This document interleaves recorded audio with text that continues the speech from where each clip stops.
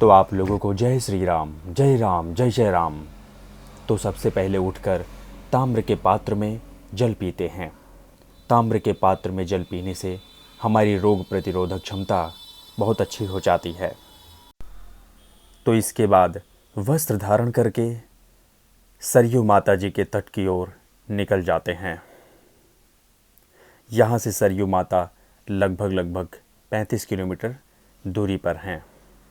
तो इसलिए जाने में लगभग 1 घंटा से अधिक लगते हैं। तो माता जी के तट पर पहुँच जाते हैं।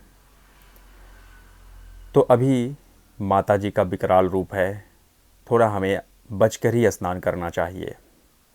तो सबसे पहले भगवान शिव जी को प्रणाम करते हैं।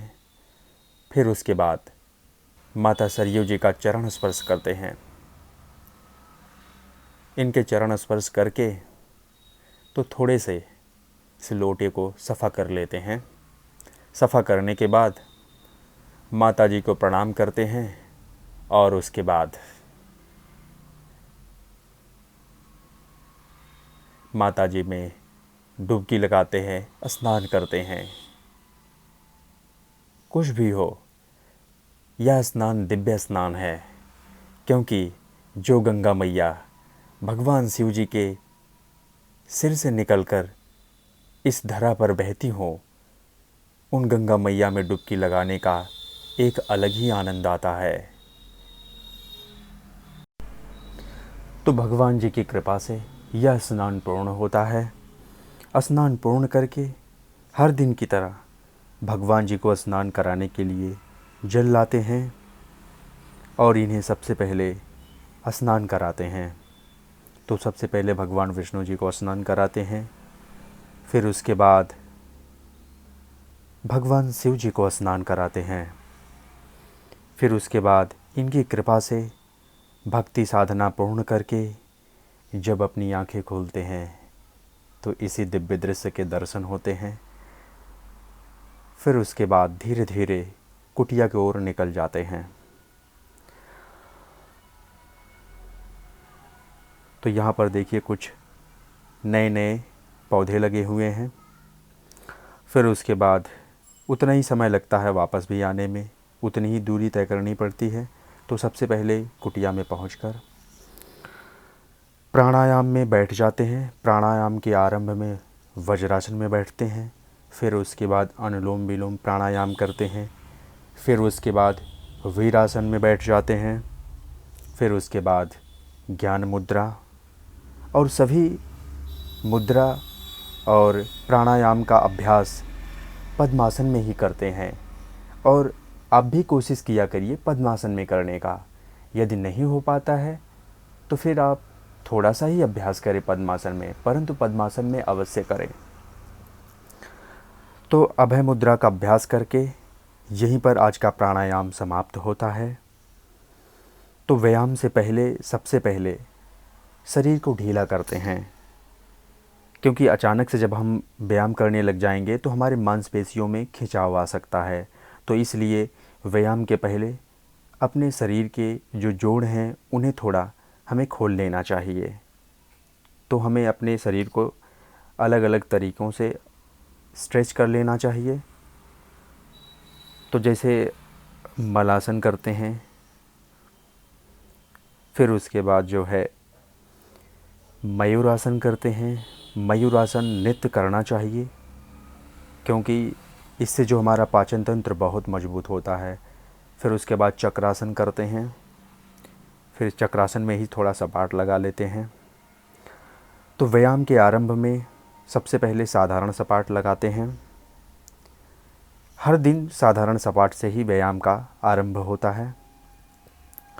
फिर उसके बाद जो है कुंभक सपाट लगाते हैं।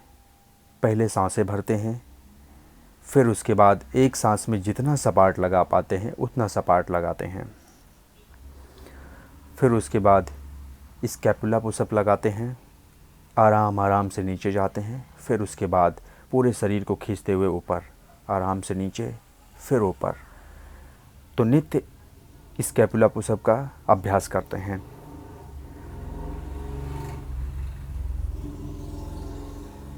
इससे जो हमारी कमर है बहुत मजबूत हो जाती है। फिर उसके बाद हिंदू सपाट लगाते हैं। हिंदू सपाट लगाने के बाद थोड़ा सा आराम करते हैं।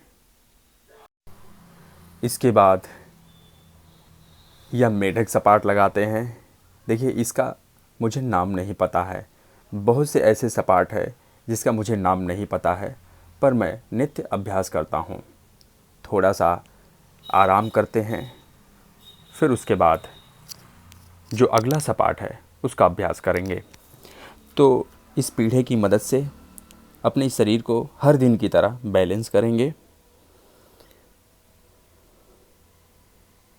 थोड़ा इस पीढ़े पर बैलेंस करने में थोड़ी समस्या होती है, लेकिन फिर भी नहीं, कोई बात नहीं, यदि कुछ हमें करना है तो करना है। फिर उसके बाद वी सीटअप करते हैं। वी सीटअप पूर्ण करके अपने शरीर को पूरा स्ट्रेच करते हैं सबसे पहले। फिर उसके बाद इसी पे हम सपाट लगाते हैं। इससे हमारी जो कमर है बहुत मजबूत होती है। कमर में कभी दर्द नहीं होगा इस सपाट से। फिर इसी सपाट को हम एक हाथ से लगाते हैं। जब हम नित्य इस पे अभ्यास करते हैं तो हमारे शरीर में ऐसी क्षमता बन जाती है। फिर उसके बाद थोड़ा आराम करते हैं। आराम करने के बाद डायमंड शेप बना के जो हिंदू सपाट है उसको डायमंड शेप में लगाते हैं। इससे हमारा जो फोर आर्म है और हमारा जो ट्राइसेप है वो सब बहुत अच्छी तरीके से मजबूत होता है। तो देखिए, इन सभी दिनचर्या को साझा करने का एक ही उद्देश्य है कि हम लोग यदि इस भौतिक शरीर से कुछ भी करना चाहते हैं, अध्ययन करना चाहते हैं, तो भी हमारी ये भौतिक शरीर मजबूत होनी चाहिए। तो यदि हम लोग समाज सेवा करना चाहते हैं तो भी हमारी भौतिक शरीर मजबूत होनी चाहिए। राष्ट्र की सेवा करना चाहते हैं तो भी हमारी भौतिक शरीर मजबूत होनी चाहिए। तो इस भौतिक शरीर को मजबूत करने के लिए हमें व्यायाम करना ही होगा। तो हम बहुत आसानी से व्यायाम करते हुए अपने सभी दिनचर्या का पालन कर सकते हैं। फिर उसके बाद तरह तरह के प्लैंक्स करते हैं। तो सबसे पहले नॉर्मल प्लैंक्स, तो इसमें जो है कुछ देर रहते हैं, यानी कि 3-3.5 मिनट इसमें करते हैं। इसके बाद जो है पूरी तरह से शरीर को स्ट्रेच करके प्लैंक करते हैं। यह भी प्लैंक कम से कम 1 मिनट तक। फिर उसके बाद जो है एक हाथ पर प्लैंक करते हैं। तो प्लैंक करने से हमारी पूरी शरीर मजबूत होती है। हमारी जो मसल होती है वो पूरी तरीके से इसमें एक मजबूती आती है। तो अपने पेट को मजबूत करने के लिए, जो भी हमारे पेट के मसल हैं उन्हें मजबूत करने के लिए हफ्ते में 1 से 2 दिन इन व्यायामों का अभ्यास करते हैं। तो जिससे हमारे जो पेट की मसल हैं, जो भी हमारे पेट में फैट बन जाते हैं, वो नहीं बनेंगे। फिर उसके बाद माउंटेन क्लाइंबिंग करते हैं। कुछ समय माउंटेन क्लाइंबिंग करते हैं। फिर उसके बाद जो है हर दिन की तरह पावर सपाट, जिससे हमारे शरीर में जो हमारी मसल है वो और मजबूत होती हैं। तो इसका नित्य हमें अभ्यास करना चाहिए। इससे हमारे शरीर में शक्ति बढ़ती है। जब पूरी तरह से हमारी शरीर थक जाती है तब जो है कम से कम 100 दंड लगाते हैं। ये दंड हर दिन लगाते हैं। दंड लगाने के बाद फिर इसके बाद थोड़ा सा आराम करते हैं। जैसे दंड लगाने के बाद 2 से 2.5 मिनट आराम कर लेते हैं, क्योंकि थोड़ा शरीर थक जाती है। फिर उसके बाद श्री हनुमान जी दंड लगाते हैं। और श्री हनुमान जी दंड हमें नित्य लगाना चाहिए, चाहे कोई और व्यायाम करें या न करें। इससे हमारी जो शरीर है, कमर है, सब कुछ मजबूत होता है। फिर थोड़ा आराम करते हैं।